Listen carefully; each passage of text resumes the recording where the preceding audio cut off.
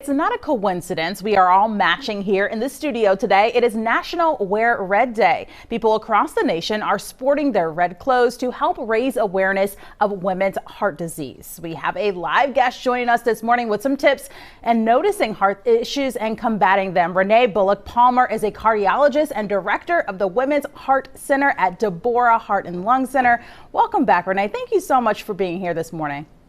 Thank you, Amanda, and happy for the invitation. Yes, absolutely. Well, doctor, part of the reason the American Heart Association hosts Wear Red Day is because they say there are so many myths surrounding heart disease. Can you tell us about a couple of those myths?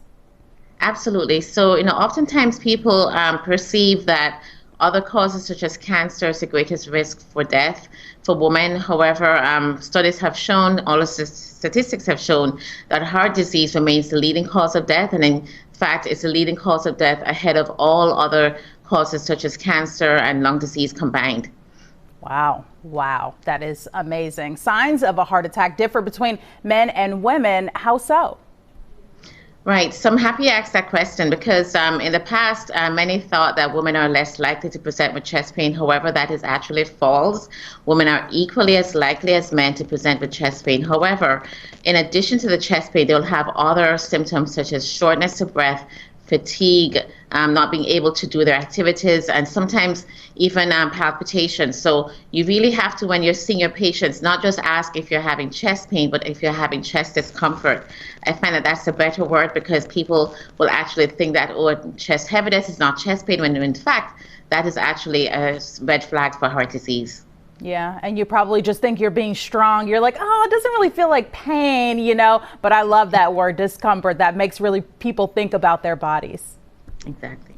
Okay, so doctor, you have some tips to help combat heart issues in women. First, we have the first one coming up on your screen right now. It says eat better and exercise. What health problems does this help us prevent? Absolutely. So, heart disease is actually caused by many preventable causes such as diabetes, high blood pressure, obesity, smoking, and many of those things can be reversed with lifestyle changes, starting with a healthy diet, trying to avoid trans fats, trying to avoid, red meats and trying to minimize that, and trying to have a diet that's rich in fruits, vegetables, chicken, and fish as well. And in addition to having a heart healthy diet, also being active. So I try to ask my patients to keep it simple. People think that, oh, they have to join an expensive gym, but just a comfortable pair of shoes and walking, even 30 minutes, 3 or more days a week, for a total time of 150 minutes per week, according to the American Heart Association. So if you're doing all those things, keeping a heart healthy diet and being active, you can actually prevent many of these risk factors for heart disease.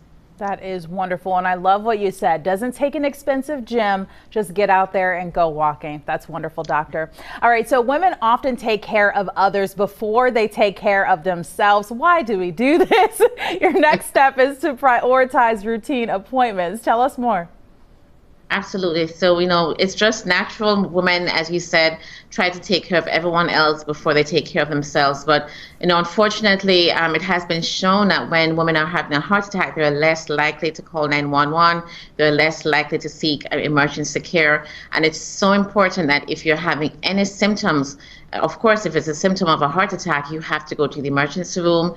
Anything short of that, if you're having symptoms and you're concerned about having heart disease, making an appointment, you certainly, you can call up, your primary care provider, or even sometimes if you're able to, self-refer to a hospital that specializes in heart disease, such as ours, would be great as well.